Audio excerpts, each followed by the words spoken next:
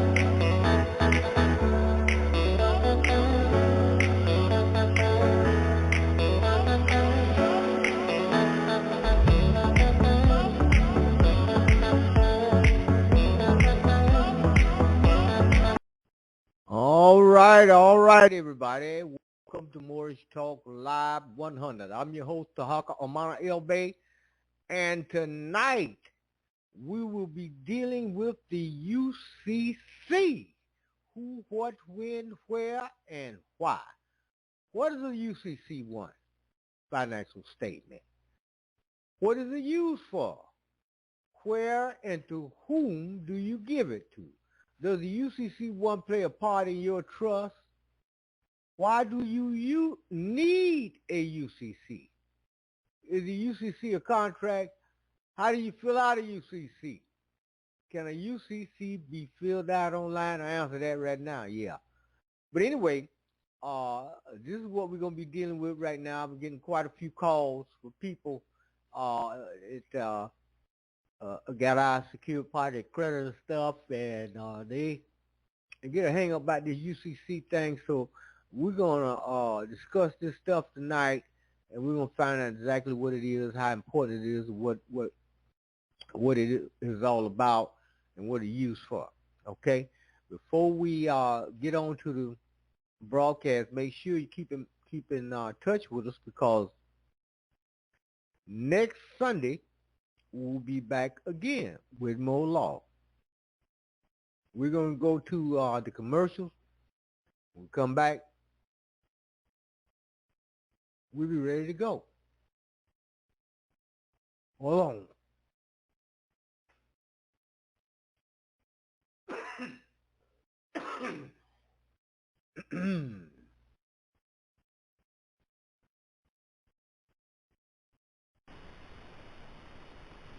Credit card debt, student loan debt, lawsuits, child support, mortgages, foreclosure, secured party, and creditor.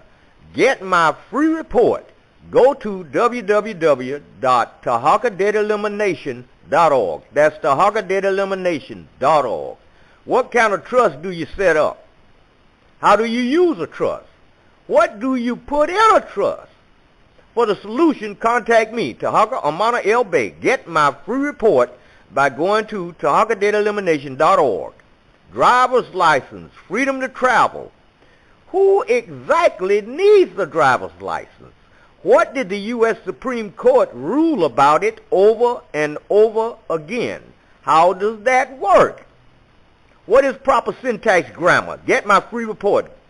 Go to TarhakaDebtElimination.org, fill out the little contact form, put your email address in there. That'll come straight to me, and I'll rush it directly to your email.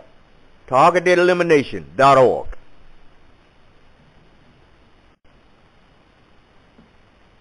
Real estate is booming today. But one thing I learned a long time ago about mortgages and foreclosures, the real estate market goes in cycles, up and down. The best thing to do is get out of that type of situation early. The U.S. corporation is still operating in a bankrupt state today. Make no mistake about it. When it comes to your home, the bank has no skin in the game. When you sign for your home, it was paid for. Learn how to do that.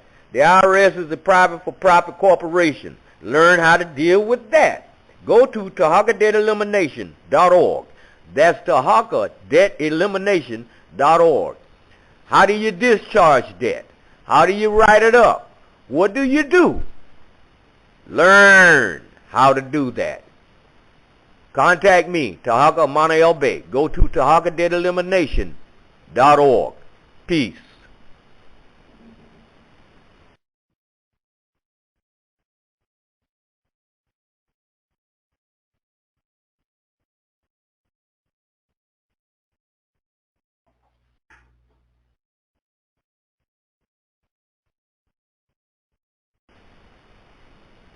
What a fantastic way to live. Hello, I'm Tarhaka Amana El Bey, operating in the private as a secured party and creditor instead of living the life of a debtor. Now, to learn how to do that, you have to get the knowledge. There's no doubt about it. You don't mix public with private, just like oil and water don't mix. For the skill and know-how, go to www.TarhakaDebtElimination.org. That's TarhakaDebtElimination.org. Contact me, Tarhaka. My number is on the website. Or send me an email. That's TarhakaDebtElimination.org. Learn how to live the good life as a secured party and a creditor instead of a debtor, and eliminate your debts. Fun time is almost over. TarhakaDebtElimination.org. Peace. Hi, I'm Tarhaka. By January the 26th or 28th, 2022, the U.S. government corporation will begin calling for full payment of student loan debt again. The pause will be over. Don't wait until the last minute. Get out of debt now. You have plenty of time now. Go to www.TarhakaDebtElimination.org. That's TarhakaDebtElimination.org. It's just like someone filing bankruptcy. After you have filed and the deadline arrives, you still owe the debt. It's a scam. Go to TarhakaDebtElimination.org. Contact me, Tarhaka, for what you need to solve the problem. Peace. Don't wait. Act now. Okay, everybody, we back. Now, keep in mind my guest, Brother Ewell, he'll be here with us this evening. So we'll probably be running a little late. At the end of this month, we'll have our guest, Dr. Walter Williams. He'll be on here with us, and we'll be dealing with our subject for the evening. Keep in mind that we're going to be running these broadcasts, putting this information out every week. So when y'all come on, the number to dial into the broadcast is 515-605-9757. Press 1 on the phone. That'll give me an indication that you have something to say, and open up the phone line so you can get in if you got any questions about the information that we're putting out here today. Also, we're going to post this up on YouTube. So in order to subscribe, just click on the right-hand corner of the screen. You see a little subscribe button there, and that'll give you access to all of our information, including our past shows. Actually, all you got to do is just type my name into YouTube and go backwards in time, and you can get a lot of the stuff that we've already put out back in the day. But anyway, click on the subscribe button. Give me a thumbs up if you like what you hear.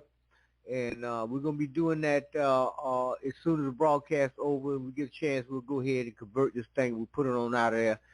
And don't forget, you can join us over here on Facebook. We have a group over there called Modern Secure Party and Creditor.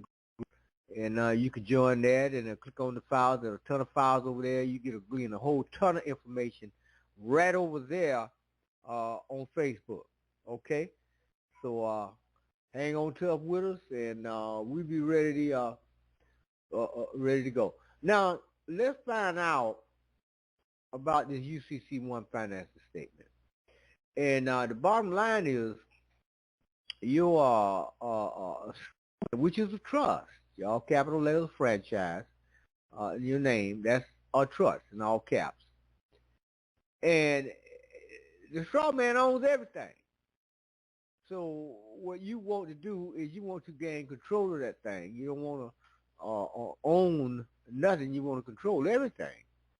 And once you do that, then you go ahead and put a lien against it. And but we're gonna let this brother explain that to you and define for you exactly what that straw man is. Okay. But before we do that, we're going to go to one more commercial break, and then we'll be going directly back down into things. So y'all hold your hat for me. We'll be right back. Hello, everybody. I want to introduce you to The Great Debate by Dr. Walter Williams. He single-handedly laid out the facts in this powerful debate against Mr. Munir Muhammad of the Nation of Islam, Chester Blair, a prominent lawyer in Chicago, Illinois, and Reverend Henry Hardy, a prominent minister in Chicago, and Prince Azio ben Israel of the Hebrew Israelites. This debate was hosted by a retired policeman named W.L. Lillard. Now, the whole thing was a setup by Lillard and his gang, but it didn't work. They brought what they believed to the table, but Dr. Walter Williams brought what he knew for a fact and what he could prove and laid it on the table. We are now in the age of knowing. The age of walking around believing in stuff is over. For your copy of The Great Debate, go to TarhakaDataElimination.org. That's TarhakaDataElimination.org. Or contact me by phone. My number's on the website. Oh, and by the way, the lawyer got bust up too. The Great Debate. Get your copy today. Good day and peace. What's up, guys? Bad Wolf back at it. All right, so this one, I guess I must have mentioned something about a UCC-1 filing, and some of you guys are pretty quick. Thank you guys for reaching out to me and telling me, hey, I appreciate what you're doing. Thank you for not trying to charge an arm and a leg for this information. But somebody had mentioned that I talked about a UCC-1. Now, what a UCC-1 is basically it's an international filing, okay? It's kind of like a notice to the world of what's going on. Now, on our site, the state of Wisconsin site, on the left-hand side, all at the bottom, it just says UCC on there, or UCC filings, and most people ignore it. They don't know what it is.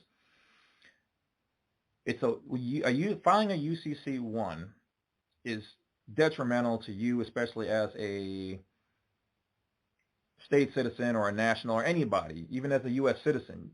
This is one of the best ways and most crucial ways you can protect yourself, okay? So what it is it's basically your straw man, okay? Your all caps name will appear in there. If anybody has a lien or judgment against you, typically you'll see that pop up in there. They're saying they have first claim and right to your assets. So before you can sell anything or do anything, those people have to be paid out before the next person can come in line and try to get your stuff. Now, the reason why this is important is because you can become a secured party investor. Okay, so basically you're like your own bank. You become, well, that's what it is, secured party investor. So, but of yourself over your own straw man. So in short, what you want to do is go to your state's website. Find the UCC filing on there. It's like $5, maybe $20, something like that each. I think it's like $5 for real though. They're good for 5 years. So after 5 years, you do have to refile. your information, or not so much refile, but update it. Just say, yes, it's still there, it's pending, and pay another $5, I think it is, maybe 10, depending on your state. It's going to be a little different. Now, what you do is you're going to take your name, okay, with your capital letter, and then all the rest lowercase, same thing for your last name, and you're going to put a lien against yourself. I would recommend putting on there at least $1 million, okay? Now, the debtor, okay, which is you, okay, but it's your all caps name, okay? So do you see where I'm going with this? So when you file for this, they're going to say, who are you? And you're going to put in your name. And then the other one is going to say, well, who are you filing this against? You're going to file it against your first name, middle initial or full name, and then last name, all in caps, okay? Because that's your straw man. So when anytime someone tries to go after your straw man, whether it's the city, the state, a legal judgment, whatever it is, they have to pay out that $1 million before anybody can touch it. So if they go after you for $20,000, okay, they say, hey, you owe us $20,000. Well, then, okay, fine, I'll pay you $20,000. You have to pay out that $1 million lien against me first if you want to try to get it. Okay, so until that's paid out, they can't take any of that stuff. So put a lien against your own house, your own car, all of your property. Use every variation of your straw man name.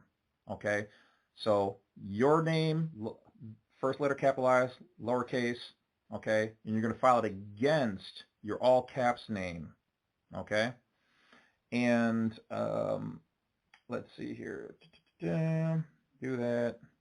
So basically, yeah, put all of your information on there. They're going to give you a really long number, okay, and that number you're going to want to keep. Now, what I did, for my passport, I put my personal traveler plate number in my UCC-1 filing, meaning that I own that, and then I put on there that if you guys want more information, or if it has to be registered somewhere, here's my registration number.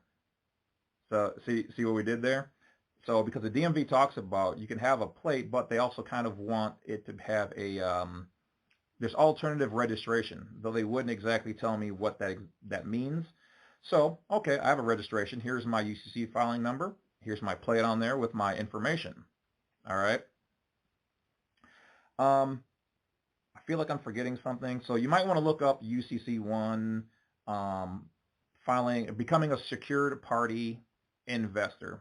I think there's something small in there, like when you have to put in like your email so they can contact you in case somebody, has a claim, but I think it's also like you don't want to use your zip code for you as your person. For your straw man, yes. For your person, I believe you don't want to put on there. And there's something like registered agent. I think that's where you want to put once again, your first initial lowercase name. So there's a couple spots in there you'll see your information. But I believe that's basically about it. So, but here's also what I did. I went a step farther and I put in everything. I mean, this is going to sound a little silly to some of you guys, but this is how methodical I am, and this is how you have to kind of protect yourself. Not only did I put in all of my stuff, my car, my shoes, my clothes, I also put in hair, saliva, blood, whatever, because if they ever want to, let's say I'm traveling in my car, in my personal conveyance, and they want to blood test me, I put on there, this is the price on my UCC filing, $5,000 for a fluid ounce of that on there. So when it comes to it, if they want to ignore all the stuff I have a legal claim and lien against this. So in my book, I have all that information in there. Okay, so I have my UCC filing that says that UCC filing, make copies of it. Put it inside of your binder that you keep inside of your book. Make a copy of it. Put it on your computer. Put it in your filing cabinet. That way, should you, for some reason, I've tried to avoid going to trial and whatever else, and you've told them, hey, everything you need to know before you guys do anything is in this book. Okay? So you have that in there for a layer of protection. That's all this stuff is that I'm giving you is layers of protection. So they say, oh, well, we have to take your DNA. Well, that's $5,000 or that's $200, a hair or whatever else. You took my blood. That's $5,000. That's what it is because it's private property, especially if you're not a U.S. citizen. When you're a U.S. citizen, they can do these things because you have agreed to be underneath their jurisdiction. When you're a state citizen, hey, before you do that, I don't want to get anybody in trouble. You should probably take a look at my binder. That's all I'm going to say. I'm going to now take my right to plead the fifth. Have your sergeant or CO, come here and verify the information before you do anything, because I don't want to get anybody in trouble. As a private citizen, state citizen, here's my information. And that's how you do things. All right. So I believe that's about it. If I miss anything, I'll make an update video. I believe that covers the basics of it. But and in case people ask how much can you set it for, you can set it for really as much as you want. How much do you want to put a value on your stuff? I would say don't be ridiculous. $1 million, 800 bajillion dollars. Sorry, it's not really good, Dr. Evil. But anyway, I set mine for like $1 million, for most, everything basically all together, house, car, blah, blah, blah, blah, and then you can even have a breakdown of it. This is worth this much. This is worth this much. If you want, do it however you want. Be creative. Just be concise. Okay. Don't say, well, $500, for per incident or something, leave it vague. No, be specific. Be a lawyer on their ASS. Okay. All of my clothes altogether, 50,000. House, a lien of 200,000. All this adds up together to be $1 million. Depending on your state, it might be different, but so look and see if there's like limits to that. I don't think any of them are going to have that. So here's my philosophy. It's always catch me if you can. Okay, so I'm gonna put on there, $50,000 for, a lien against my car. And basically you're saying that even though your car's worth this, if you want to take it or do something to it, impound it, okay, but you have to pay out that $50,000. I have a lien against it. You don't have the right to it. It's kind of like your house. You can't sell your house. If you got a secondary lien on it, you have to pay that off. Okay, you can, you can sell it, but you have to pay them before you get anything. So you see what I'm saying? So very ingenious. Don't just take my word for it. As always, do your own research on there. So look up UCC-1 filing. Look up how to become a secured party investor. That's the short version of it. If there are some companies out there charging, I've seen everything from $500 to $10,000 for the information I just gave you guys. Seriously. And it took me a long time to come up with all the information. And like I said, this is a short version of it. There's little tiny things you can tweak it. I'm going to make another video, I think, on that, or an aspect of that coming up shortly. Okay, everybody, we're back. I hope that you gained some insight on the UCC financial statement. And but that's just one guy's perspective, and we're going to get a whole nother perspective on this thing. But I want you to get this information because it's very, very important for you to do this thing right and get it done right. And the stuff the guy's telling you about the liens and all of this stuff, is just like anything. Somebody's trying to take something for you, be the first lien hold on it. So whatever they're trying to do, they got to come up with dealing with you. First of all, okay, we're going to take a little quick break, and then we'll come back. Then we're going to get a second opinion on this thing. So y'all hold on.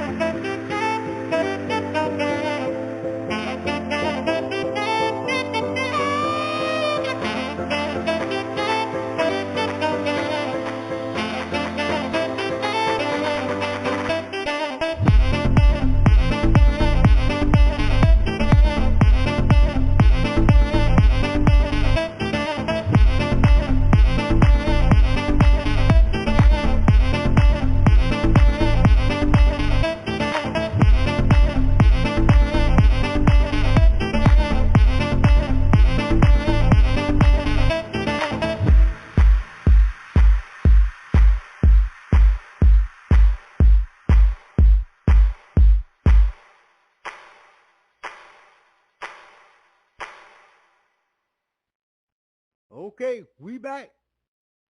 Now let's deal with this UCC financial statement one more time. So we gain a little bit more information on it. I know the guy that spoke earlier, very thorough, dead on point, right on the money. Ain't no doubt about that. But we want to look at it from a different perspective before we move on into the broadcast. Okay? So y'all hold on. Let's see what this guy has to say about the UCC financial statement. So what is a UCC-1 form and how does it work? A Uniform Commercial Code number 1 form is a form that creditors use to secure their interest in property, and in that sense, the UCC-1 form is to personal property what a mortgage or deed of trust is to real estate. So creditors use this form to secure collateral for loans, for example. Say John wants to open a gym and needs to borrow money for gym equipment. The bank will generally record a UCC-1 and describe the gym equipment that secures the loan. If John does not pay the loan, the bank can seize and sell the gym equipment to recoup the loan proceeds. I'm the business guy, and the purpose of this video is to help you grasp the concept and to see how easy it is to understand what a UCC-1 form does. I've been in the asset protection from lawsuits field since 1991 and bring you my personal experience. Our company started in 1906. We have attorneys on our staff, and we have employees nationwide. And if you are watching this video on YouTube, please click the like button below and enter your comments. And you can also click the subscribe button so that when more videos come out like this, you'll get notified. So this is to give you a very easy to understand roadmap so that you can understand how secured creditors use the UCC-1 form. Plus, you'll want to watch it till the end, and we will also reveal a special way to use the UCC-1 form to protect your assets from lawsuits. Now, commercial transactions in the United States, such as contracts and loans, are governed by the Uniform Commercial Code, known as the UCC. All 50 states have adopted their version of the UCC. So whoever properly files a UCC-1 for the specified property has priority over that property. That means if the borrower does not pay the loan as agreed, the lender can seize that property and recuperate some or all of its losses. By the way, many times lenders do not automatically terminate the UCC-1, so as a borrower, it is important to ask the lender to terminate the UCC-1 after the loan has been satisfied. Now, once the process is complete, the state, or in some cases the county, returns a stamped copy of the filed UCC-1 form to the filer, along with any other documents that you may have filed along with the document. The security agreement, such as a promissory note, is recommended, but the UCC-1 filing process does not require it. In fact, some people have the debtor electronically sign toward the bottom of the UCC-1 form in the optional filer reference data section in order to make the form more of a contractual agreement between the parties and to avoid the requirement of an additional security agreement. Now, sometimes we use the UCC-1 as an asset protection strategy. That is, we set up an LLC for our clients, preferably an international LLC. Then we record a UCC-1 that is payable to that LLC. Then if needed, we have an international lender purchase the UCC-1 and deposit the proceeds into an international account in the client's International Asset Protection Trust. We then, for a fee, assign that UCC-1 to the new lender. Now that is not money the client can run away with and spend, as that would be too risky for the lender. But it does show the judge that the personal property is secured by a UCC-1 financing statement payable to a true third-party lender, and that the client's international LLC received the proceeds. When the client is in the clear, the lender can terminate the UCC-1 along with the proceeds that the client received for selling the UCC-1, and they simply cancel each other out, and the property is free and clear again. So that's what the UCC-1 form does, how it's used, and how we use it to protect our clients' assets from lawsuits. So if you have questions about how to protect your assets from lawsuits, feel free to give us a call at 1-661-310-20. Okay. Ladies and gentlemen, we're back. Now, we want to deal directly with the Uniform Commercial Code, okay? And so let's get on over there. Keep in mind, Brother Yoel's going to be in here with us this evening. Probably be a little late coming on in. Don't forget to access all of the necessary documents that you need to become a secure party and creditor. You go over there to tarhakadebtelimination.org. All the information is there and available for you. And you contact me before doing any donations and stuff. And I want to give a great shout out to the brothers and sisters that's working on this stuff now. We got some folks right here in Duval County that just started up. And of course, brothers and sisters out in California, Detroit, and Chicago. Well done on y'all a job in getting this thing done as a secured party and a creditor. Okay, let's deal with the Uniform Commercial Code. Y'all hold on a moment, and we'll get right on into it. Okay? Hold your hat. Contracts, the Uniform Commercial Code.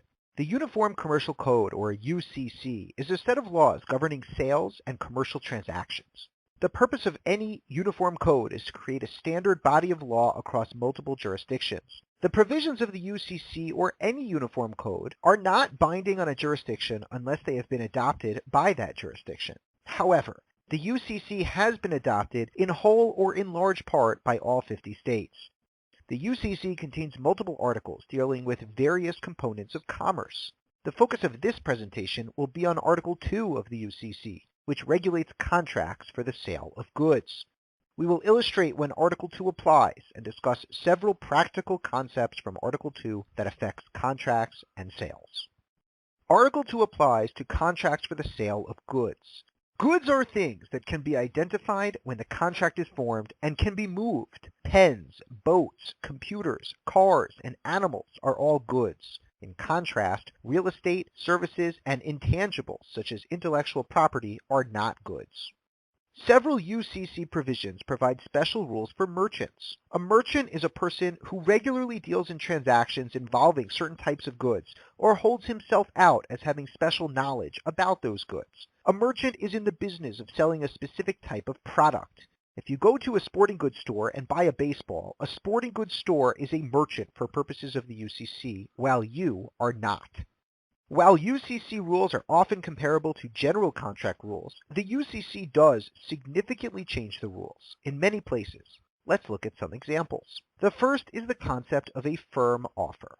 This is an important exception to the general rule that an offer can be withdrawn by the offeror unless she received something of value in exchange for a promise to keep the offer open. For example, if I offer to sell you my house for $400,000, I can pull that offer off the table at any time until you accept. However, if you give me $100 in exchange for my agreement to keep the offer open for a week, I must keep the offer open for the week. The agreement to keep an offer open for a given period of time in exchange for consideration is sometimes known as an option contract. The firm offer rule dispenses with the need for consideration when dealing between merchants. A firm offer between merchants cannot be revoked for a specified time or a reasonable time if none is listed. To be considered a firm offer, the offer must be to buy or sell goods. It must be in writing and it must be signed. It also must specify that it will not be revoked for either a specified time or, if it does not specify time, for a reasonable time. As in most cases, when the UCC varies from the common law, this rule is designed to facilitate commerce. Allowing merchants to be confident that their offers will be good for a reasonable time allows them to engage in other related contractual activities. For example, a contractor may rely on an offer of materials at a certain price when putting together a bid. The firm offer rule allows him or her to do so with the confidence that the materials merchant will not be able to revoke his offer for a given period of time. The second concept deals with the case of an acceptance that varies from the offer. This is sometimes known as the battle of the forms. Generally, when a contract offer is accepted, the terms must be identical to those in the offer. This is known as the mirror image rule. Article 2 changes this traditional contract principle. When there are additional terms to a contract sent in the acceptance, Article 2 applies the following rules. If the offeree accepts on terms that are not the same as the offerer's, then it will be presumed to be a valid acceptance unless the offeree specifically conditioned his acceptance on the change in terms. The additional terms will be construed as proposed additions to the contract. They do not become part of the existing contract. However, if both parties are merchants, then the additional terms do become part of the contract, unless the original offer limits exceptions to the terms of the original offer, they are material changes to the offer, or the offeror objects to the terms in a reasonable time. The third UCC doctrine is UCC's gap filler rules. The traditional law of contracts requires the parties to a contract have mutual assent to the key elements of the bargain. Because the UCC's policy encourages enforceability and the ability to contract quickly and reliably, the UCC allows contracts to be enforceable even without agreement on all important terms. For example, the parties may not know the price, date of delivery, or payment terms. When certain terms are left out of a contract, Article 2 provides gap filler terms that are used to determine each party's responsibilities under the contract. For example, when the place of delivery is not specified in the contract, then the gap filler states that the seller's place of business will be the default rule. If the time for payment is not specified, then the goods must be paid for at the time and place the buyer receives the goods. Even if the parties to a complicated agreement fail to reference something so fundamental as the price, the contract is still enforceable at a reasonable price. If a party does not want to rely on a gap filler provision of Article 2, then he can include specific requirements in the contract. The UCC also covers risk of loss. The risk of loss focuses on which party must pay for goods that are lost or damaged during delivery. The risk of loss provisions depend on how the goods are being delivered. If the goods are not shipped by common carrier, the risk of loss passes to the buyer when the goods have been delivered, unless the seller is a merchant, in which case the risk of loss passes to the buyer when the buyer takes physical possession of the goods. If the goods are shipped by a common carrier, which means a third party that is contracted for delivery, such as the UPS or the United States Postal Service, then the UCC provides for two types of agreement. A shipment contract provides that the seller place the goods into the possession of the carrier. A destination contract requires that the seller deliver the goods to the buyer at a certain location. If a shipment contract is used, then the risk of loss passes to the buyer when the goods are delivered to the carrier. If a destination contract is used, the risk of loss passes to the buyer when the goods arrive at the buyer's location. The UCC also defines the buyer's right of inspection and the seller's right to cure. After the goods are delivered to the buyer has the right to inspect the goods before paying for them to make sure they conform to the offer. If a buyer rejects non-conforming goods, the UCC typically gives the seller the opportunity to fix the mistake or right the cure. This applies only if the original time for the seller to complete the order has not expired, the seller notifies the buyer within a reasonable time of his intention to cure, and that the seller complete corrected delivery in time to meet the original delivery date. These are just some of the areas in which the UCC changes the previously existing contract rules. Because the UCC's dominance in the areas of sales of goods, it is important for everyone involved in commercial goods transactions to be familiar with the UCC and its most important provisions.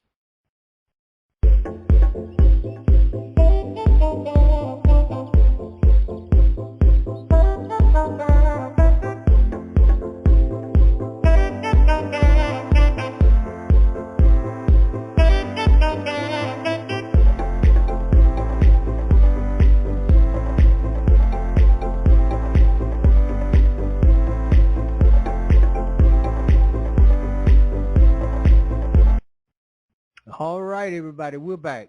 Now, I hope you all got something out of that when it comes to the Uniform Commercial Code. Now, a lot of people call it the Bible of business inside the United States of America. And this is one of the most fundamental things to get right in the first place. We get that UCC done up right and get it filed right.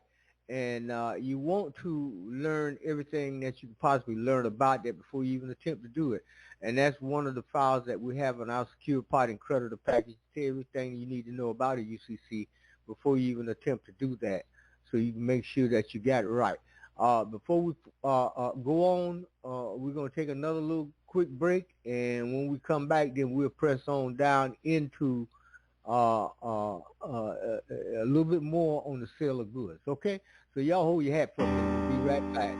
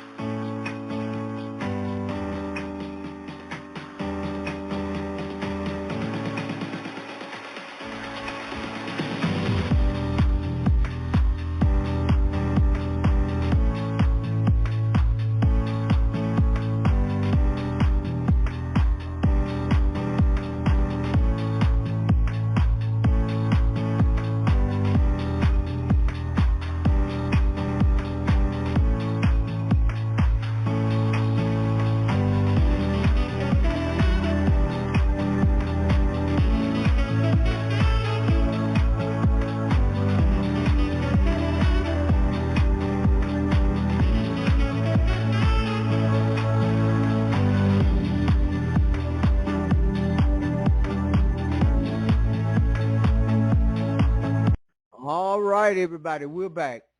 Now, we're going to dig a little deeper into this stuff.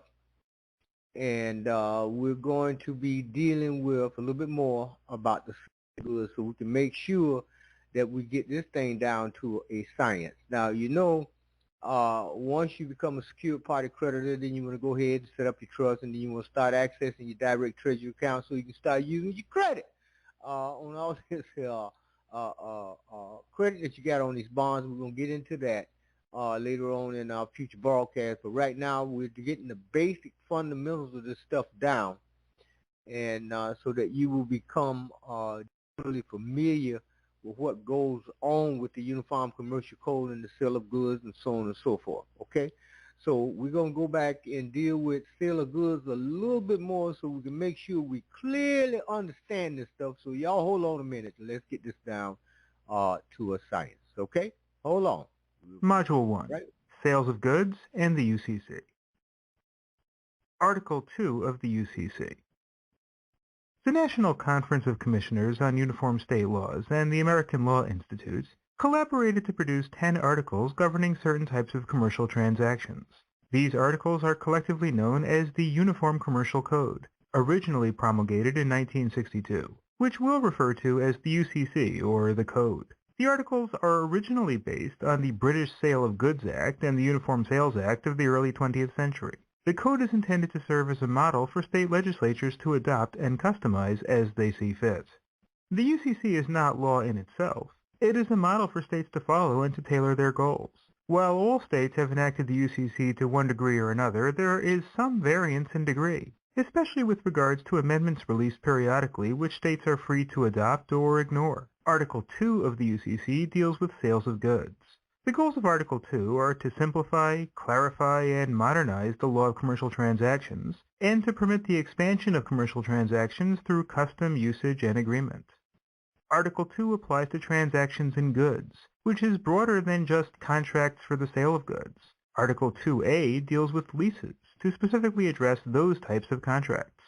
The UCC promotes the freedom to contract where the parties may agree to terms that they like, but may not disclaim the Code's requirements of good faith, diligence, reasonableness, and care. The Code provides these minimum requirements and leaves much to the discretion of the contracting parties.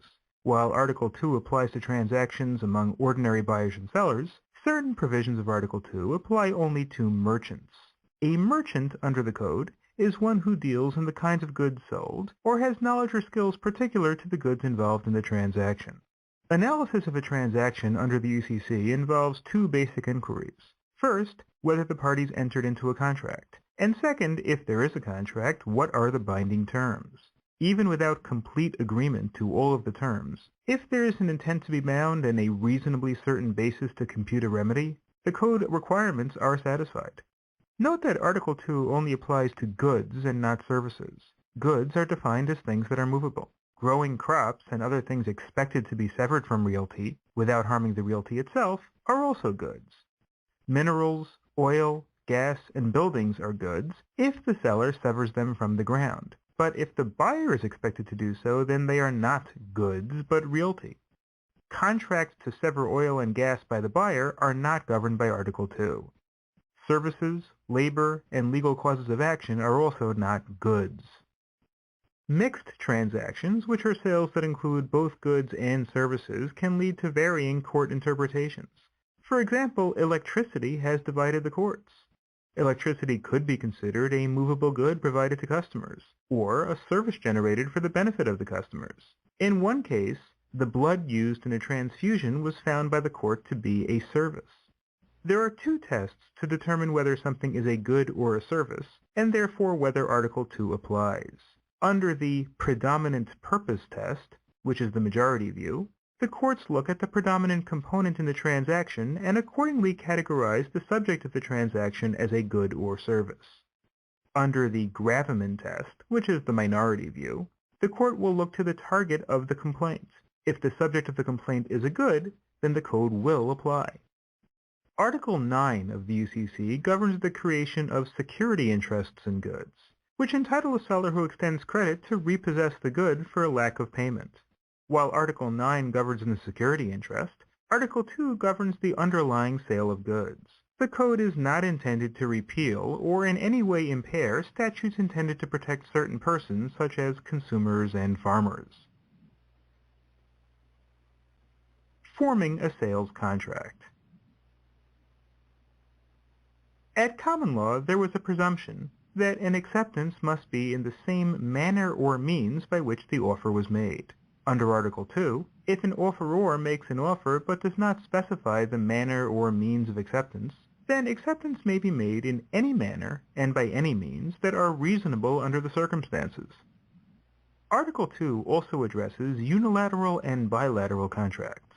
The offeror can request a return promise in what is called a bilateral contract, or a return performance in what is called a unilateral contract.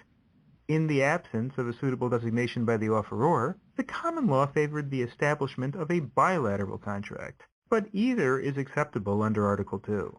Moreover, a seller can accept a buyer's offer simply by shipping the goods called for by the contract without an overt acknowledgement of the offer. For example, an online or mailed order can be processed with or without a confirmation email. If the seller ships goods that do not conform to the buyer's specifications or reasonable expectations, then the goods are said to be non-conforming. A seller that ships non-conforming goods while telling the buyer that he is requesting an accommodation has effectively made a counter-offer to the buyer that the buyer may accept or reject. If the seller does not inform the buyer that he is requesting accommodation, then the seller has accepted the buyer's original offer, and the seller has breached the contract by shipping non-conforming goods. Under the common law, an offeror could revoke an offer at any time prior to the acceptance. Under Article 2, an offeror's eligibility to revoke an offer is limited if the other party has initiated the requested performance. If the person to whom the offer is made, called the offeree, gives the offeror notice that performance has begun within a reasonable time after commencing performance, such as with a confirmation email, then the offer is deemed accepted. This rule protects the offeror because it affords the offeror notice that there is a valid acceptance. It additionally protects the offeree because the rule precludes revocation by the offeror. The common scenario is the case of specially manufactured goods. For example, imagine that Golden State Vineyards orders from Northwest Corporation special vats for its wines that are not available commercially and must be custom made. The job would reasonably take about 3 months. Northwest begins constructing the vats but does not tell Golden State it's doing so. 4 months later, the company decides it doesn't want the vats and so informs Northwest. Northwest objects and insists that it has a valid contract. Since Northwest began performance without notifying Golden State, it might not be able to establish a valid claim against Golden State. Under the common law, offers were considered revocable at any time and for any reason before acceptance, unless there was some consideration paid for keeping the offer open. However, to promote efficient commercial transactions and prevent an offeror from withdrawing an offer in an untimely way that potentially confounds the expectations of the offeree, Article 2 provides a firm offer rule. Under this provision, if a merchant makes an offer to sell or buy goods that gives assurances that the offer will not be withdrawn for a stated or reasonable time, it is irrevocable. The offer must be communicated in a signed writing. If it does not specify an amount of time for which it will be held open, it is held open for a reasonable time, not to exceed 3 months. Contract terms. The parties to a contract may agree to any terms that are not manifestly unreasonable. Many provisions of Article 2, such as implied warranties and guarantees or assumptions, may be disclaimed or waived upon mutual agreement of the parties. However, disclaimers and waivers may be expressly stated by the parties or implied by their words or conduct. Article 2 itself provides the language the parties may use to disclaim and waive specific provisions, especially in cases of warranties. However, note that the parties may not disclaim Article 2's requirement of good faith, diligence, and reasonableness. Good faith means honesty and the observance of reasonable commercial standards of fair dealing. The parties also may not waive the right to make a claim if a contract is unconscionable. An unconscionable contract is a deal that's so one-sided that the court will not enforce the contract. For example, assume Golden State Vineyards buys several grape processing machines on credit from Sonoma Processing Equipment. The loan is structured as a series of loans, each one for a different machine. According to the sales contract, Golden State's default of payment on any one loan at any time entitles Sonoma to repossess each one of Golden State's machines for which there's an outstanding loan due. Moreover, payments are prorated over all of the machines, making it difficult for Golden State to pay off the loan on any one machine. If Golden State did not understand the loan or a court finds its terms unconscionable, then the court could be ruled unenforceable. Note that the sophistication of the parties may work to favor enforcement of the contract if the court finds that Golden State understood the onerous terms, but proceeded anyway. The code allows agreements to be enforceable even if important terms are missing or were never discussed. Missing terms may be supplied by the code's default rules and gap filler provisions. Default rules are rules that the code supplies in specific situations, and gap filler rules are provisions that can be inferred by the conduct of the parties, custom, and industry practices. Courts use a structured hierarchy in the UCC to interpret terms implied in a contract. They are the parties' prior course of performance, prior course of dealing, and usage of trade. The prior course of performance means the repeated conduct in a particular transaction by the parties without objection of either party. Prior course of dealing is similar to prior course of performance, but pertains to the conduct of the parties over a series of transactions. Prior course of dealing establishes a common basis of understanding for interpreting the expressions of the parties and their other conduct. Usage of trade is a regular practice or method in the industry of such regularity that it justifies an expectation that it will be observed in certain other transactions. In a given transaction, the terms of the contract control its interpretation in the event of a dispute. If the terms are unclear, then the parties can resort to the prior course of performance, prior course of dealing, and usage of trade, in that order of priority.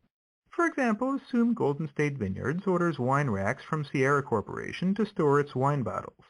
Sierra ships, and Golden State receives, a series of several wine racks for its Chardonnay wines.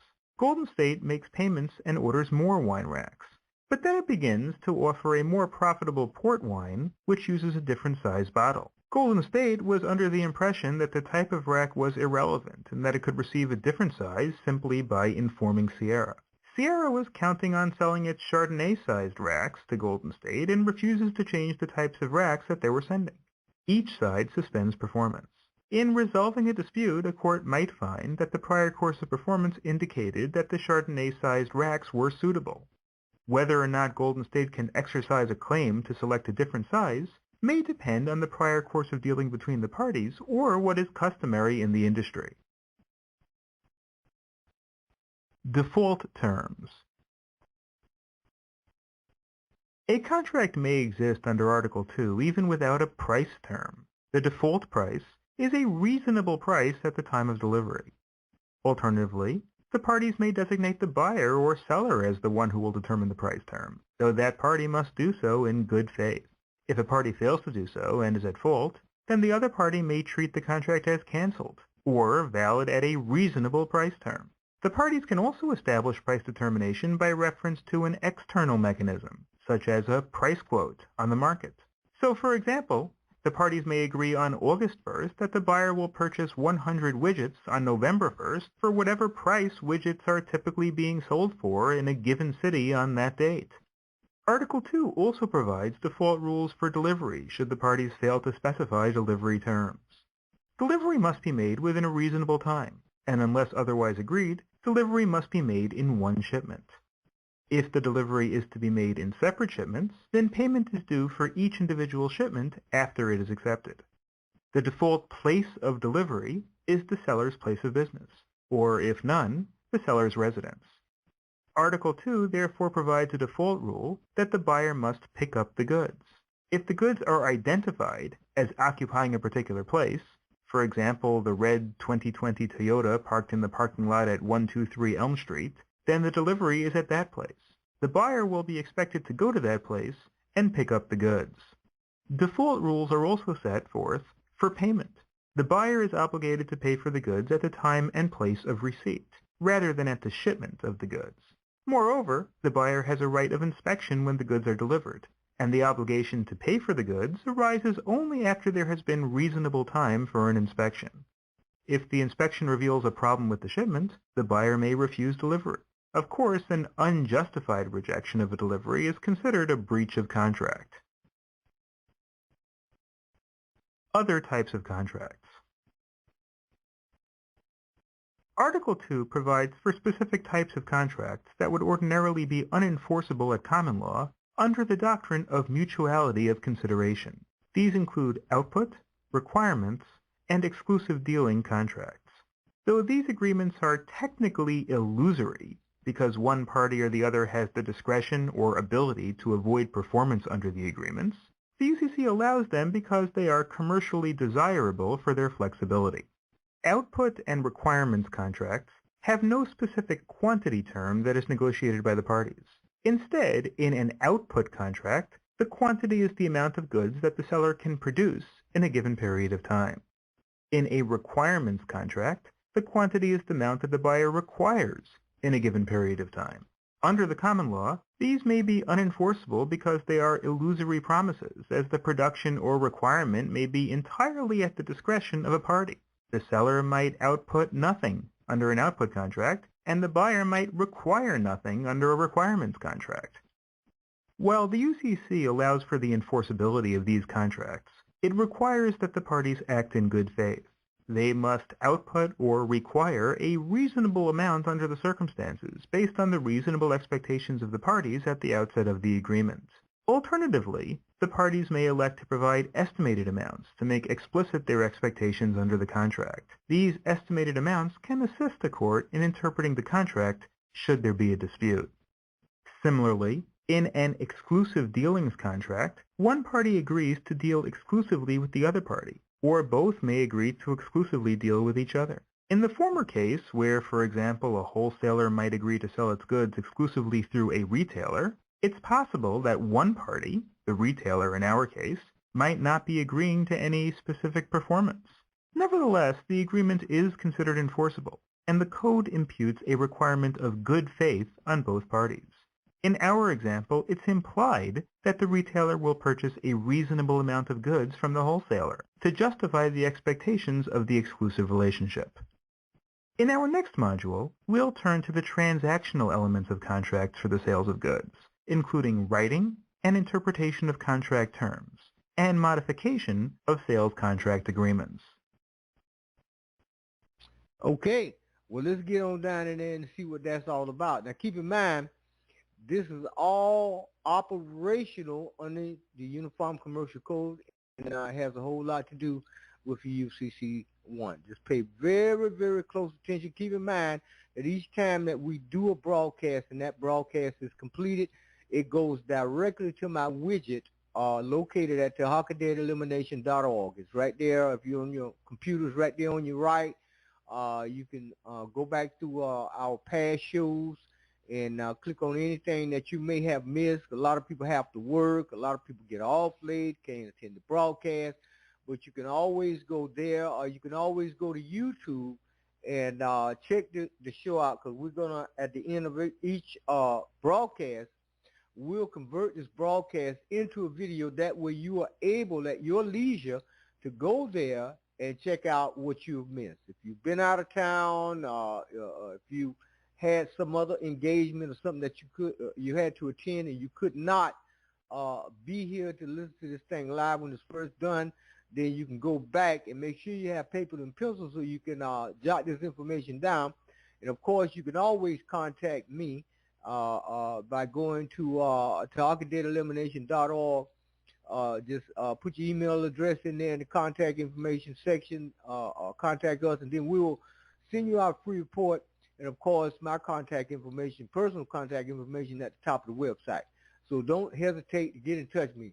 Now, let's go down here and deal with the rest of this stuff. Y'all hold on. Today we're talking about sales and the Uniform Commercial Code. So what is the Uniform Commercial Code? Well, it's a set of model statutes, and it covers everything from the sale of goods to negotiable instruments to secured transactions. But what we're going to focus on today is Article 2 of the Uniform Commercial Code, which deals with the sale and lease of goods. The idea behind the UCC is that it would provide uniform laws to govern these business transactions across the country. But it being a model set of statutes, it's up to each state whether to adopt those statutes and make it the law in that state. And virtually every state in the United States has adopted the UCC, and especially Article 2 of the UCC. So currently it pretty much is the law in any state in the Union. The UCC provides what we call default rules, and that means that we still have this freedom of contract. The parties are still free to agree to their own terms, but if they don't, the UCC may have a provision that will step in and fill in any missing terms in the contract. So the UCC is different from the common law of contracts because the UCC is statute-based, and the UCC modifies the common law of contracts in some areas as it relates to the sale and lease of goods. We're going to see some changes in the areas of offer, acceptance, consideration, performance, and breach. But there are some areas of that common law of contracts that are unchanged, like legality, capacity, and assignment. So when we talk about Article 2 of the UCC, we're talking about contracts for the sale of goods. Okay, so it's a contract, so we've still got to have those four elements of a contract that we talked about. We have to have that agreement, which is offer plus acceptance. We have to have consideration. We have to have capacity. And we have to have legality. We're talking about a sale, and so that means that there's some transfer of title, ownership of goods is changing hands for a price. And we're talking about goods, not services, not real estate, but goods. And goods are defined as tangible, movable, personal property. But sometimes you have a situation where goods and services combine. And what do you do in that situation? Does the UCC apply because the transaction involves goods? Or does the common law of contracts apply because the transaction involves a service of some kind? Well, in that situation, the courts have applied what's called the predominant purpose test or the predominant factor test. You're going to look and see which is predominant. What is it that the consumer really wants? Do they want the service or do they want the goods? For example, if you're having a pool installed, there are goods involved in that, the materials necessary to build and construct the pool, but there's also a service of building it, so there's a combination of goods and services there. What is it that you really want? Is it the service or is it the goods? And so we would have to weigh that and make that determination. What I'm going to try to point out through the rest of these slides are some specific areas where the UCC is different from the common law of contracts. And so one area where it's different is in the area of open or missing terms. If you remember, under the common law of contracts, there had to be definite terms, or reasonably certain terms. And without that, we didn't have a valid offer, we didn't have an agreement. But under the UCC, we're going to relax that because we want to encourage business. So if there's some open or missing terms, the contract will not be unenforceable as long as the parties still intended to form a contract and there's some reasonably certain basis for a remedy. So if you have a missing term, how would you go about filling in that missing term? Well, the parties could agree on something. There could be a UCC provision that would step in and fill in the missing term, or the court could have to fill the gap by looking at, what is the industry standard, or what have these two parties done in prior contracts. But underlying all this and throughout the UCC is this expectation that the parties have to act in good faith, and so that could come into play as well. The UCC makes some differences between merchants and non-merchants. It treats them differently at times, and when it does that, it's usually in order to protect the non-merchant. So we'll point some of that out as we go through here. Another area where the UCC is different from the common law of contracts is when it comes to modification of the sales contract.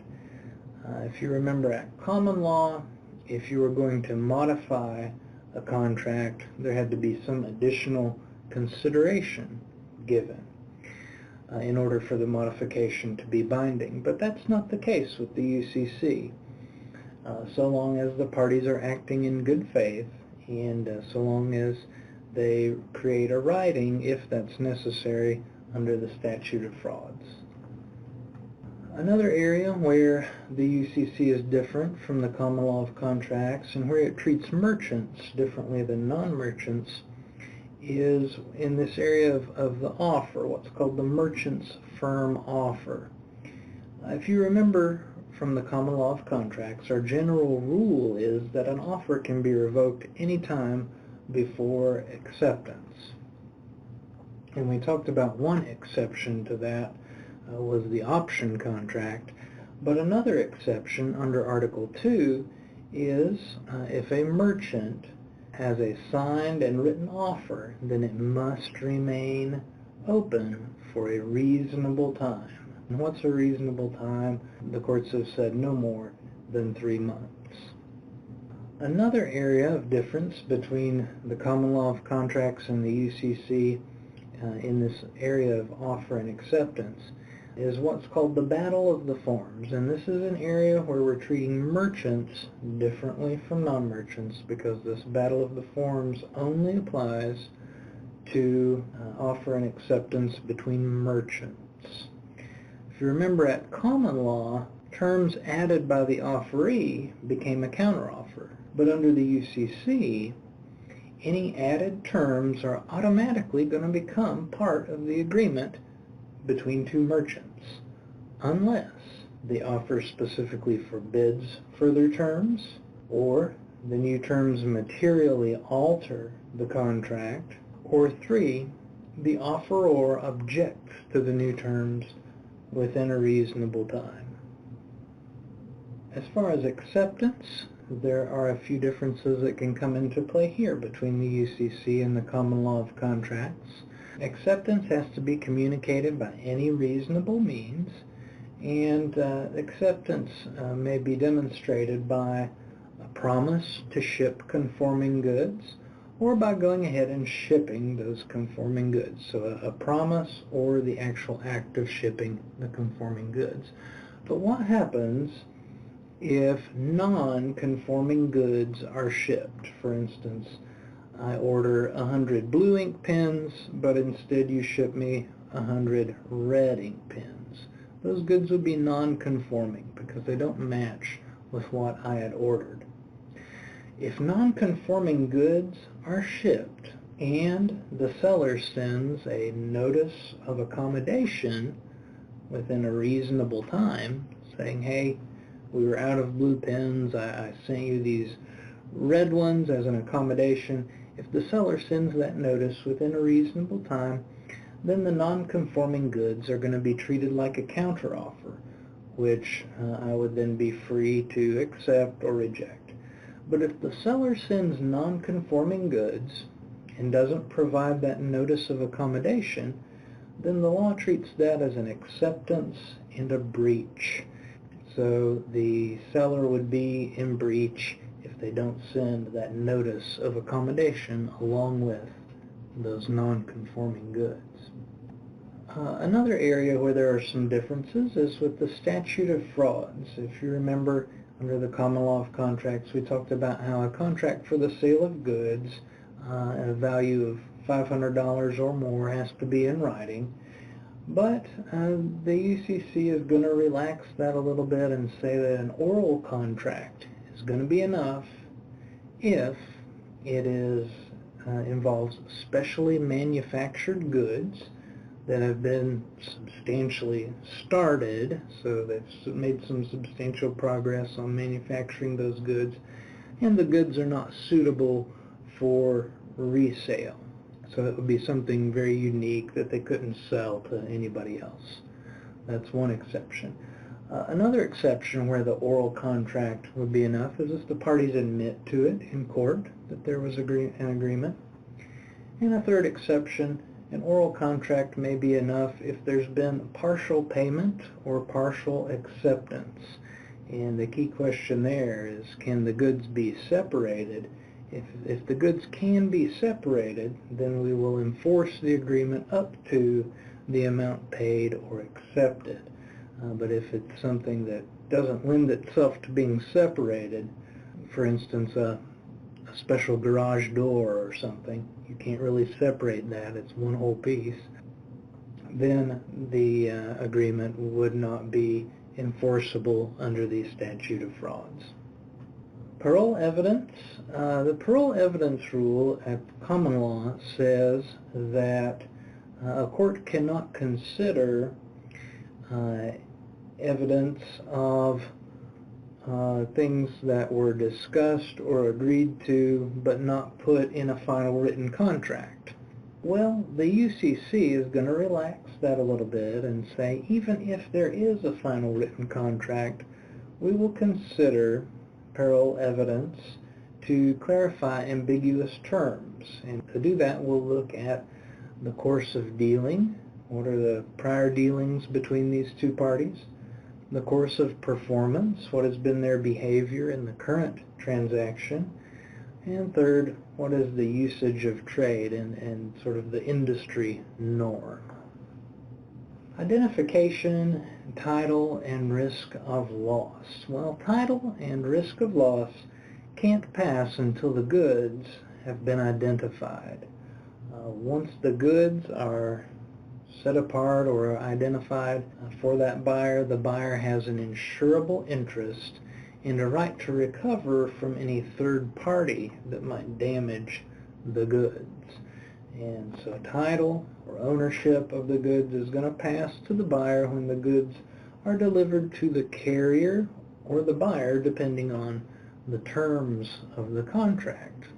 One big reason that we have contracts and allow contracts for the sale of goods is to address this issue of risk of loss. Parties are usually going to address risk of loss in the contract, but if they don't, there are some terms from the UCC that can come in to speak to that issue. If the contract is a shipment contract, then the risk of loss is going to pass when the goods are delivered to the carrier. And sometimes how you'll see that referenced in the contract, it may say something like free on board seller's location. And that tells you that when the goods are placed in the carrier's hands at the seller's location, the risk of loss has then passed from seller to buyer. Risk of loss can also be addressed through a destination contract, which basically says risk of loss does not pass until the goods are tendered to the buyer at a specific destination, which usually that's the buyer's city or the buyer's location. So that would mean that the seller is going to hold on to that risk of loss and will be responsible if the goods are damaged in transit. If the goods are being held by the seller for the buyer to come and pick them up, then the risk of loss will not pass to the buyer until the buyer takes physical possession. What if they're non-conforming goods? You know, the seller messed up and they sent the wrong product. In that case, it's only fair that the risk of loss remains with the seller until the seller either cures the goods, either by replacing the goods, repairing them, or giving some discount, somehow accounting for the nonconformity, or if the buyer accepts the goods despite a defect. What about a sale by non-owners? Well, general rule is that the buyer is going to receive whatever ownership rights the seller had. So if the seller didn't own the goods, then there would be nothing for the seller to transfer and the buyer would not receive any ownership rights. An example of that would be a void title, the sale of stolen goods. That original owner can come back and recover those goods from any subsequent good faith purchaser. And a good faith purchaser is someone who purchases something without any knowledge that it is stolen or that there's any issue with title or ownership of the goods. By contrast, voidable title is what arises when goods are obtained through fraud or a bad check. In that situation, the subsequent good faith purchaser is going to receive good title. The reason being that if fraud or a bad check is involved, the original owner was in a good position to check that out and make sure that the check was good or so forth before handing over the goods. It's also true that with avoidable title, the true owner voluntarily parted with the goods, whereas with a void title, where goods have been stolen, the original owner did not voluntarily part with the goods. The last point that I want to make here is something called the entrustment rule. It basically says that if goods are entrusted to a merchant and the merchant sells those goods to a buyer in the ordinary course of business, then that buyer obtains good title. So for instance, if you had an engagement ring and you left that with a jeweler for him to clean it or whatever, and somebody came into the store and they saw the ring and said, hey, I really like that ring, I'd like to buy it, and the jeweler sells it to them, that customer just obtained good title to your engagement ring. This is one of those areas where I think the law is trying to do what's right, but I'm not sure that that's really the just result. You're left with the recourse of suing the merchant, but that's the entrustment rule. Okay, ladies and gentlemen, I hope y'all got something out of that little information involving the sales of goods using the UCC Article 2. And we want to read up on this stuff. We're going to take a little quick break, and when we come back, we shall proceed. So y'all hold on a minute. We'll be right back.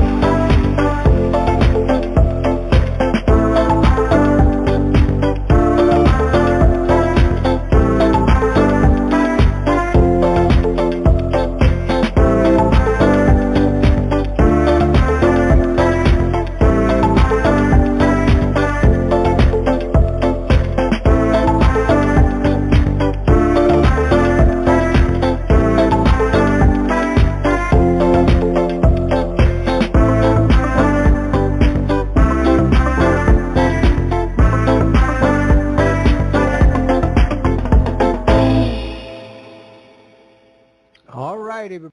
Now, what we're going to do now is we're going to deal with contract law gateway issues, and so that you will understand how to handle these things once they come up, and contract gateway issues. Now, keep in mind that we're still dealing with your UCC-1, Article 1 and Article 2, the sale of goods and services and stuff. We want you to clearly understand this stuff, because it's not enough just to do a UCC-1. And then once we got that, that's just it. Then we just go ahead on, because you run the risk of public with private, especially if you're dealing with being a secured party and a creditor. And so we want to get all the little nuts and bolts and wiggle pins. So we're going to deal with contract law gateway issues. Y'all hold your hat for a minute. I hope you got paper and pencil. In this lesson, we have to discuss the gateway issue in all of contract law. So anytime you approach a contract law fact pattern, I always want you to run through the following 2 steps before you do anything else. Step number 1, you need to get your bearings by identifying where you are in the flow of your contract law analysis. Is this a formation issue? Is this a performance issue? Is this a remedies issue? Or is it some combination of the 3? Remember, we talked about this a lot in our last video, and we're going to continue to talk about this in the beginning of every video in this series. So don't worry if you don't fully understand how all of this plays out. We're going to go through it in a lot of detail, but this is going to be critical when it comes to issue spotting a contract law fact pattern. So again, as we go through the videos, we'll talk more and more about this. So by the end of the series, everyone's really quick at issue spotting a contract law fact pattern. But this is going to be step number 1, right? Getting our bearings, identifying where we are in the flow of our contract law analysis. But after we do that, right, step number 2, before we jump into actually applying black letter law to the facts, which I know everyone's always really excited to do, everyone wants to get into it and start talking about formation and performance and remedies and dive into the big meaty topics, right? Before you do that, a critical thing is going to be step number 2, right? Contract law is unique in that we have this big gateway issue. And of course, this is the subject of today's video, right? What rules are you playing by, right? Before we jump into any analysis of any black letter law, we have to identify what rules govern our contract, because as we go through our videos, we'll see that in many instances, the law is going to be completely different whether we're applying Article 2 of the Uniform Commercial Code or the common law. So we absolutely, before we jump into and start analyzing fact patterns, we have to know what rules we're playing by. Is this chess or is this checkers? Is this the red pill or is this the blue pill, right? However you want to remember it, it doesn't matter. The key is to remember that contract law is unique in that we have 2 entirely separate universes. And before we start applying law to facts, we have to know what universe we're in. Are we in the Article 2 of the Uniform Commercial Code or UCC universe, or are we in the common law universe? And the good news here is that making this determination is relatively straightforward, right? If we're dealing with a contract that deals with the purchase or sale of goods, we know Article 2 of the Uniform Commercial Code, or UCC, applies. And the UCC defines a good as all things that are movable at the time of identification to the sale of the contract, right? So the operative word there, though, is going to be movable. Any object, item, thing that is movable. This dry erase marker, this dry eraser, right? Dry erase marker, eraser, right? This whiteboard, anything that's movable is going to be considered a good under Article 2 of the Uniform Commercial Code, right? So what are things that are not movable? Well, the big ones that we're going to think about is anything that's attached to the ground. So this would be land and real estate, right? That's why we say that the common law applies to service-based contracts and real estate contracts. Real estate is not movable, so that's not going to fall under Article 2 of the UCC. So if we're dealing with real estate or services, it's going to be the common law. So some quick, easy examples. If you're hiring someone to mow your lawn, right? Is that a service or is that a good? Hiring someone to mow your lawn is a service. So that contract's going to be governed by the common law. If I'm offering to sell you this dry erase marker for $5, is that a goods contract or is that a services or real estate contract? Right, that's a goods contract. So that contract's going to be governed by Article 2 of the UCC. So what if we have a mixed contract, a contract that deals with both goods and services, right? We have a mixed contract. Do we apply both at the same time? So if we have a contract that is for the purchase or sale of this dry erase marker plus shipping, right? Well, if I'm offering to sell you this dry erase marker for $10 and I'm also offering to ship it to you, well, you're buying a good, that's a movable item, right? You're buying this, the UCC defines this dry erase marker as a good, so that's a contract for the purchase or sale of a good, but I'm also shipping it to you, which is a service. So what do? Do we apply both? Do we say the contract falls in both universes at the same time?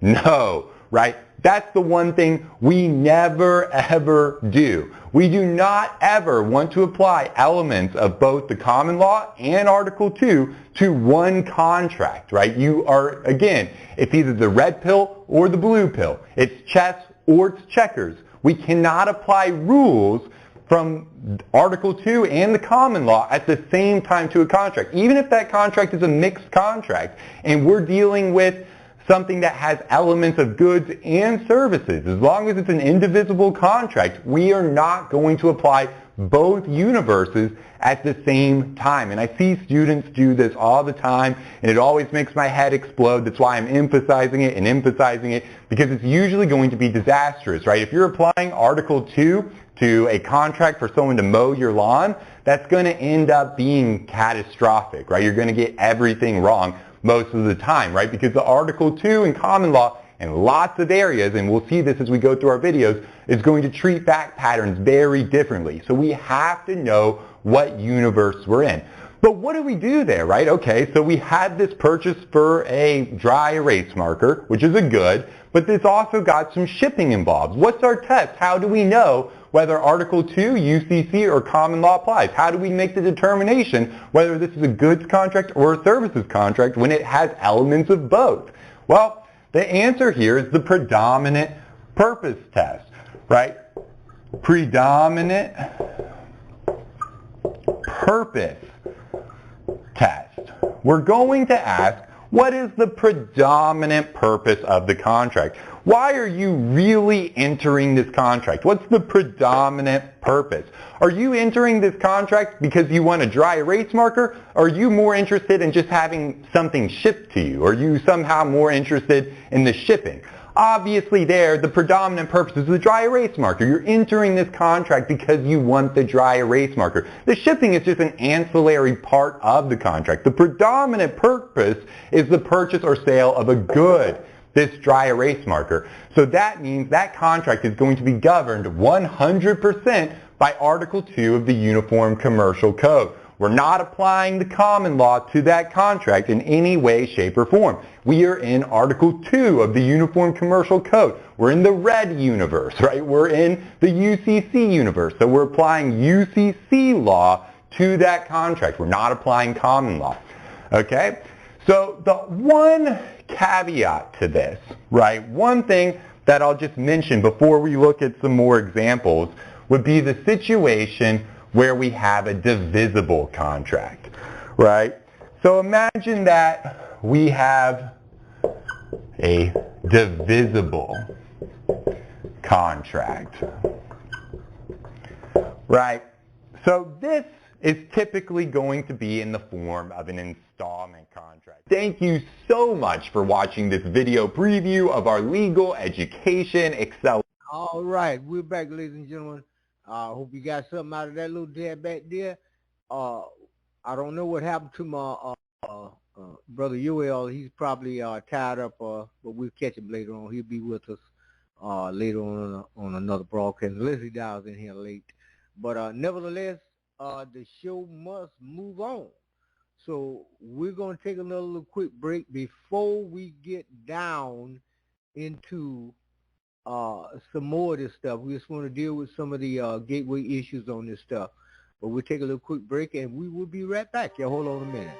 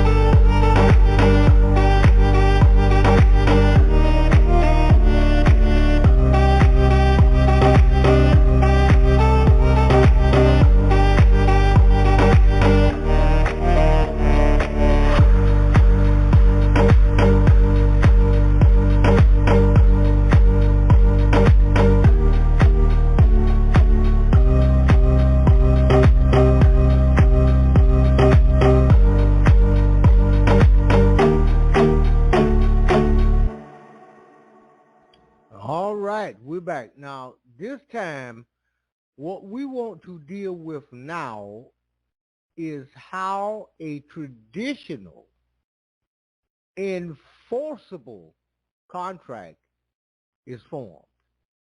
How a traditional enforceable contract is formed. And keep in mind, we're still on the same topic. We're dealing with that UCC, and we're trying to cover the UCC from all considerable angles. And don't forget, ladies and gentlemen, keep in mind that we're going to convert this broadcast into a video. It'll go up on YouTube, and you'll get a chance to see it then. But in the meantime, we're doing it here live tonight on Blog Talk Radio, but we're going to convert it to subscribe to my channel. Just click on the subscribe button on the video. Get over there to YouTube. Once we convert it, get over there to YouTube. You'll see right in the right-hand corner of the screen. Just click on the subscribe button, and that'll take you over there to my channel, and you can go for what you know over there. There's a tremendous amount of information that we're going to be putting out on these blog talk shows, and we're doing them every weekend now. And also keep in mind, Dr. Walter Williams will be with us. I'm going to contact him tomorrow and find out exactly when he's going to be with us. traditional enforceable contract. Let's find out what this In is this about. lesson, I just want to briefly introduce you to the concept of contract formation, which simply explores the question, how do two parties go about forming a traditional enforceable contract? Now, if you had never been to law school and I went out and asked some random person on the street, how do you form a contract? How do you go about making a contract? What would I probably hear as a response, right? Most people probably envision when they think about the formation of a traditional enforceable contract, they probably imagine walking into a law office, talking to a lawyer, wearing a fancy suit, and that lawyer is going to go and draft this big formal looking document and laminate all the pages, and it's going to require signatures and initials and all of this stuff, right? And certainly that's one way to form a traditional enforceable contract, but as we know as future lawyers, that's one way of many ways to form a traditional enforceable contract. And in fact, we know from law school that a contract can be formed on a napkin or verbally between two people, right? Generally, unless you're applying the statute of frauds, which we'll talk about in a moment, generally there are no formality requirements when it comes to forming a traditional enforceable contract. Again, a contract could be made on a napkin. It can be made orally between two people. You can make a contract in 10 words or less, a 10-word exchange, right? I offer to sell you this dry eraser for $5 and you say, I accept. We'll find that that could be a traditional enforceable contract. And that's one sentence from each of us, right? So the only requirements that we're going to have when we're talking about formation of the traditional enforceable contract are what you see here on the board. Really, all we need is mutual assent between the parties, consideration, and no defenses to formation that would invalidate the otherwise valid contract. So the main takeaway here is that we want to abandon any preconceived notions of what the traditional enforceable contract looks like. On a contract law fact pattern in law school or the bar exam, it's rarely ever going to look like that picture I painted of someone going into a law office and having a lawyer draft them a very professional contract, right? In most of our fact patterns, it's either going to be verbal or between email exchanges or simply oral, right? So we just want to always, when we're trying to decide, okay, do we have a traditional enforceable contract here? All we want to do is ask, is there mutual assent between the parties? Is there consideration? And we want to ask if there's any defenses to formation that could invalidate this contract. And when we're thinking about defenses, we never want to forget about the statute of frauds. So from a big picture, contract formation, when we're talking about the traditional enforceable contract, is very straightforward. Only 3 elements that we really need to think about, right? And one important note to make from the beginning right now, you'll notice I keep saying the traditional enforceable contract, right? Why do I keep referring to this as the traditional enforceable contract?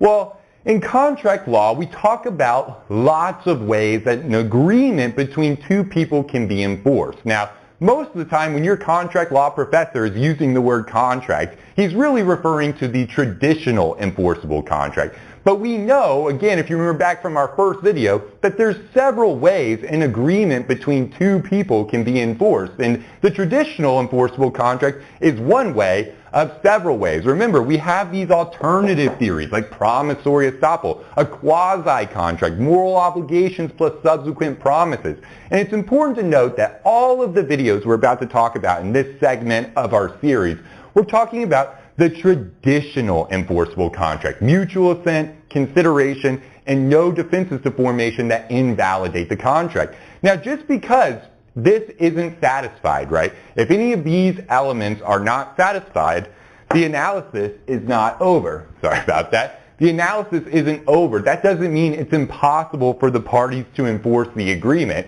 All it means is that we don't have a traditional enforceable contract. We may still have an alternative theory of enforcement. So there still may be a way for the plaintiff to recover damages or remedies even if we don't have a traditional enforceable contract. But don't worry about alternative theories yet. We'll get there in future videos. But for now, when we're talking about formation, we're going to focus purely on the traditional enforceable contract, okay? So again, our three requirements, if you're asking the question on a contract law fact pattern, you read the fact pattern, you get to the call of the question, and you're trying to decide, okay, do we have a traditional enforceable contract here? What do I do? You want to run through these three elements, right? And there's an acronym that I use for this. Remember, I always talk about my cats. We touched on this in the first video. I use the acronym My Cats Do Sneak, right? MCDS. That's why we have that over here, right? MCDS. My Cats Do Sneak, which stands for Mutual Assent, Consideration, Defenses to Formation, and the Statute of Frauds, right? So the way that this works out, all I want to do in this video really is just give a quick overview of each of these elements, how they play out, and then in our next videos, we'll start jumping into each of these elements, right? But this is just the big picture idea. So again, when we're trying to decide, we look at a fact pattern and we're asking ourselves, okay, do we have a traditional enforceable contract here? Can the plaintiff enforce a traditional enforceable contract in court to recover remedies? Right? The first question is, well, do we have formation? Did the parties ever form a traditional enforceable contract? We're going to run through that acronym. My Cats Do Sneak. Mutual Assent, Consideration, Defenses, and the Statute of Frauds. So what is mutual assent, right? Mutual assent is just like this idea that to form a traditional enforceable contract, we need a meeting of the minds between the parties. We need some sort of mutual agreement, a mutual understanding. And how do we decide if there is a mutual agreement, a meeting of the minds, an understanding? We're going to ask whether there was an offer and acceptance. So mutual assent really just means, did we have an offer and an acceptance of that offer? If so, if we have offer and acceptance, we say that there was mutual assent between the parties. And we'll spend a lot of time talking about how an offer is formed and how that offer is accepted. But in short, if we have an offer and an acceptance of that offer, then we know we have mutual assent between the parties. So if I offer to sell you this dry erase marker for $5, that's an offer. That's a valid offer. And you say, I accept. You've accepted my offer, meaning we have mutual assent between the parties. It's that easy sometimes, right? If there's an offer and if the offer is valid, and we'll talk about how there could be an invalid offer, but assuming that the offer is valid and the acceptance of that offer is valid, then we have mutual assent between the parties. We're ready to ask, well, is there consideration? To overview consideration, right, and we'll have several videos on consideration, the main idea here is that thank you so much for watching this video preview of our legal. Okay. We're back. We're going to take a little quick break, and when we come back, we'll get on down into the broadcast. Hold on a minute, y'all.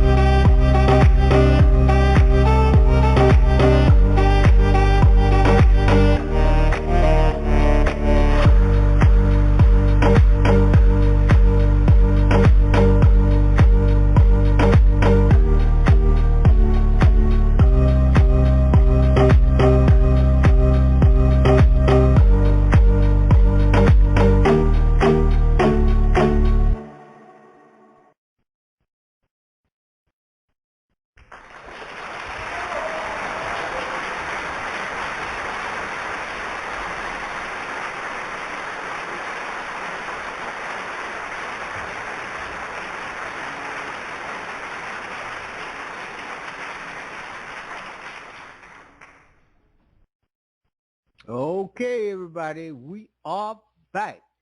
Now, before we get down into contract formation of the offer, we want to bring you up to speed. Those of you who may not have heard, we're going to be doing these broadcasts and covering a lot of the bases and stuff on this law stuff that a lot of us may have forgotten, because there's a lot of people out there trying to be secured party and creditors, how to live in the private and how to do this thing. So we're just coming back, refreshing your memory for a lot of you on this stuff. So because in today's age, it is, take my word for it, it is vital for us to have an alternative to start dealing with this debt situation that we got going on, these rising prices. They've already told us that the prices in the grocery store is going up, and they ain't coming down. They made that perfectly clear. The prices ain't coming down. It's up there, man. I'm here to tell you. So what we supposed to be doing? Grow your own food. Now I put a ton of photographs and stuff up on YouTube, up on Facebook today, showing the different plants and stuff that we're growing here. Show them, see, grapefruits, honeydew melons and cantaloupes, pineapples, mango trees, papaya trees, avocado trees. What else we got? We got the peach trees that's rolling. We got mint and spearmint. We got tomatoes, pineapples. What else we got here? We got your honey mango. It's up. The giant plums haven't come up yet, but we're waiting on them. We're waiting on several other mangoes to come on up too. Grapefruit.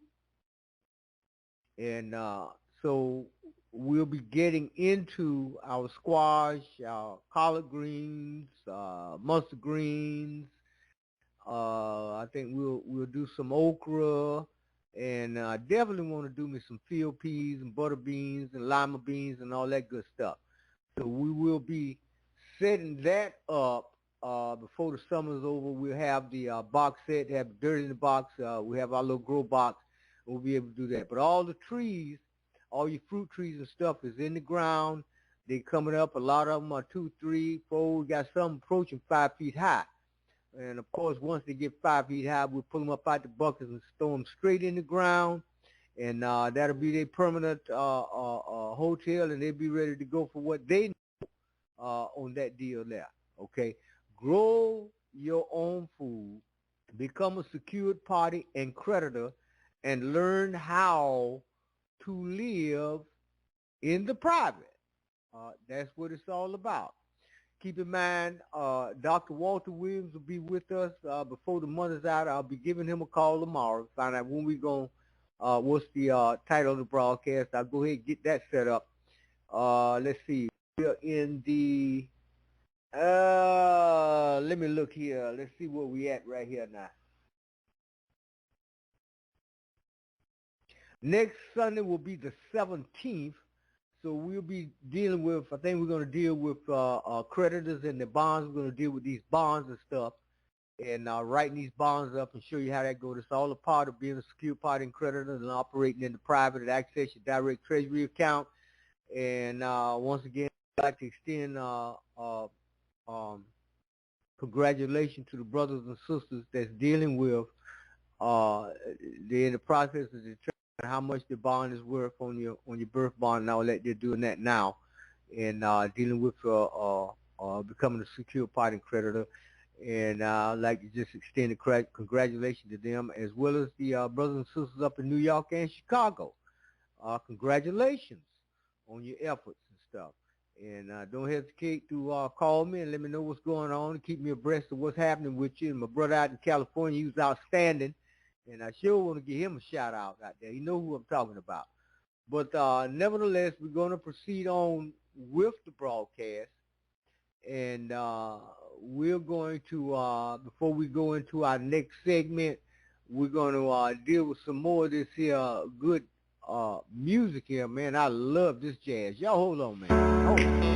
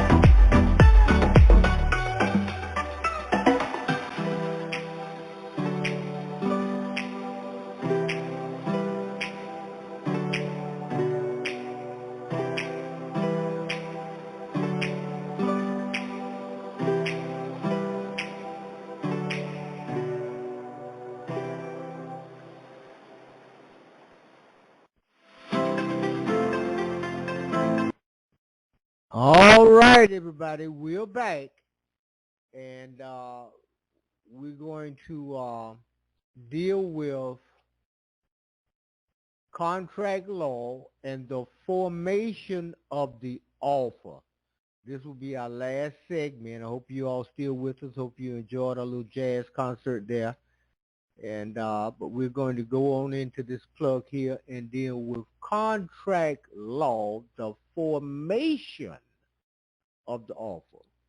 We got offer and acceptance. Offer and acceptance. We got offer and counter offer. But we're going to deal with offer, the formation of an offer right now. Okay? So y'all hold on a moment.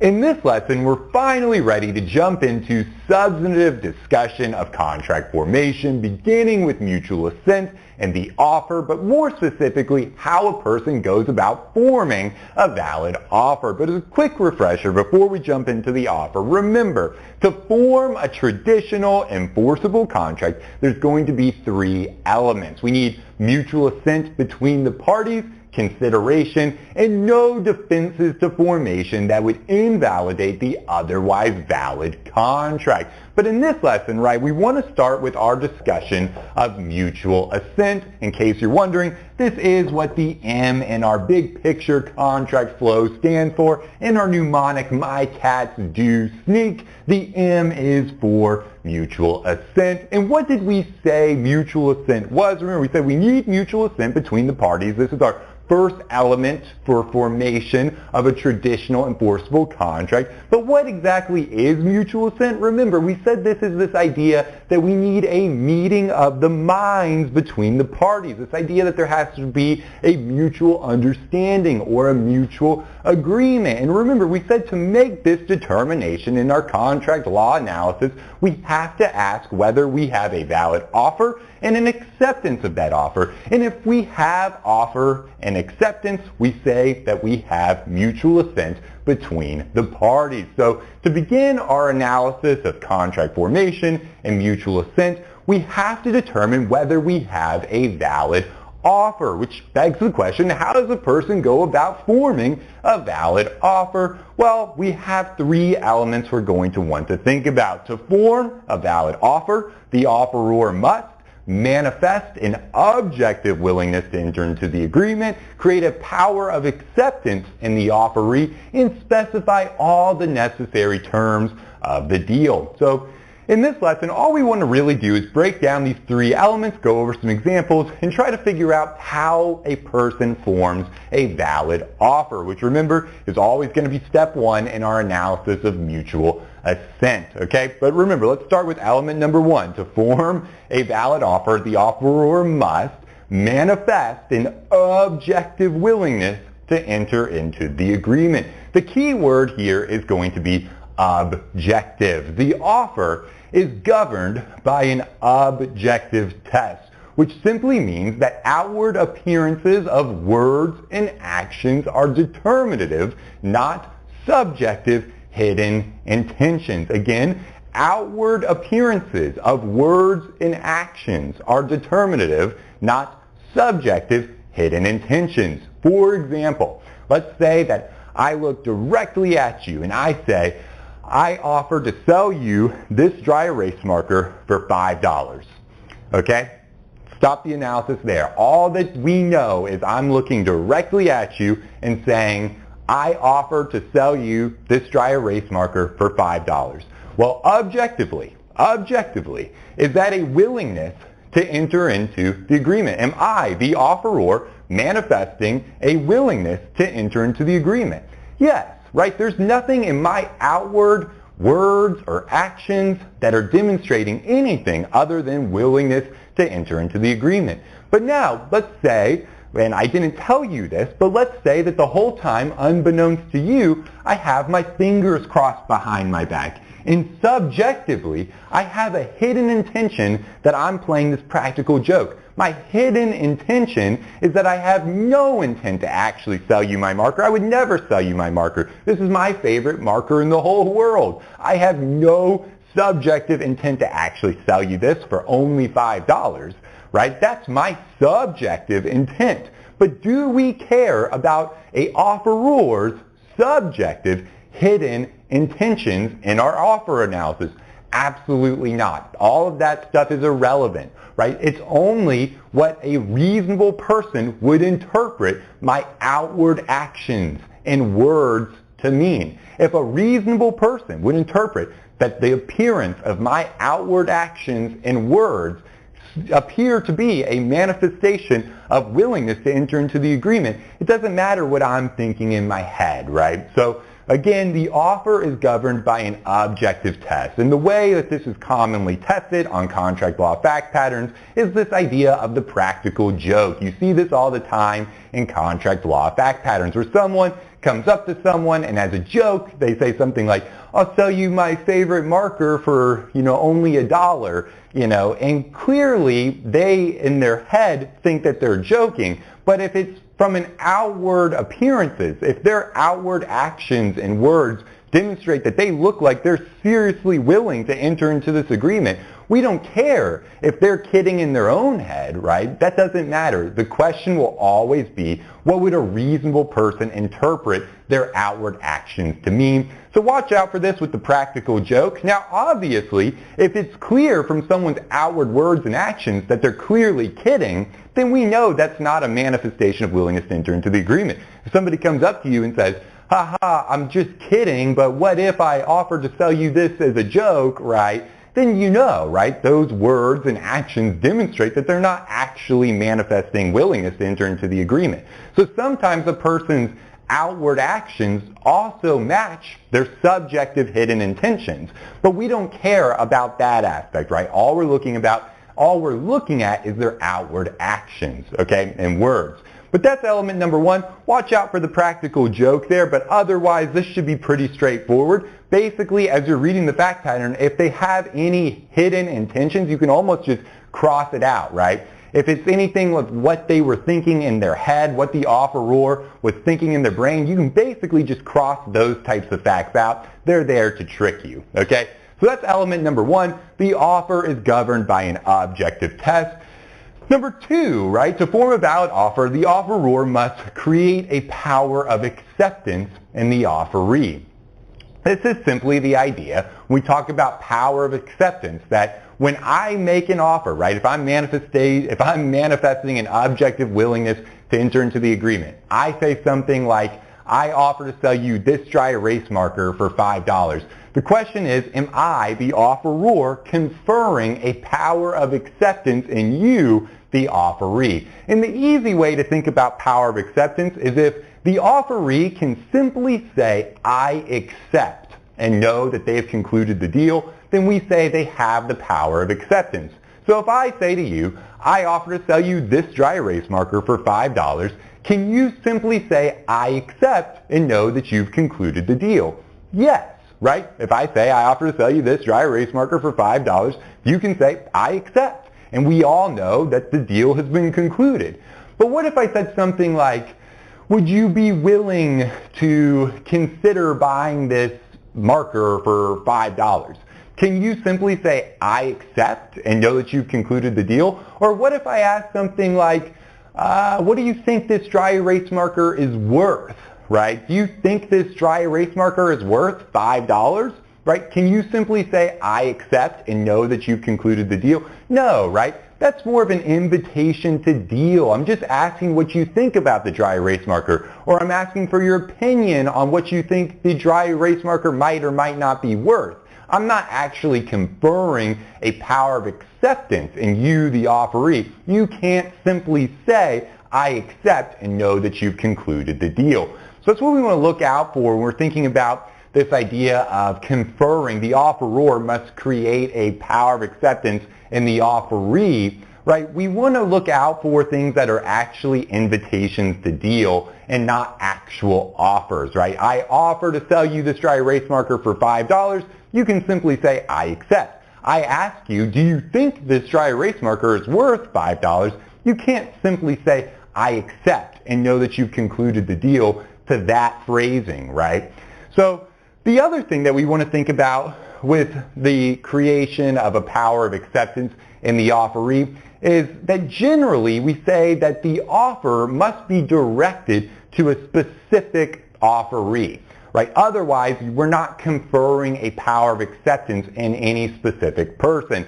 And you see this all the time if you've ever gone to a sporting event, right? Out in the parking lot outside the game, you always see people going around, they're holding tickets up in the air, pointing it at the masses and saying, you know, tickets for sale, 80 bucks, tickets for sale. Thank you so much for watching this video preview of our...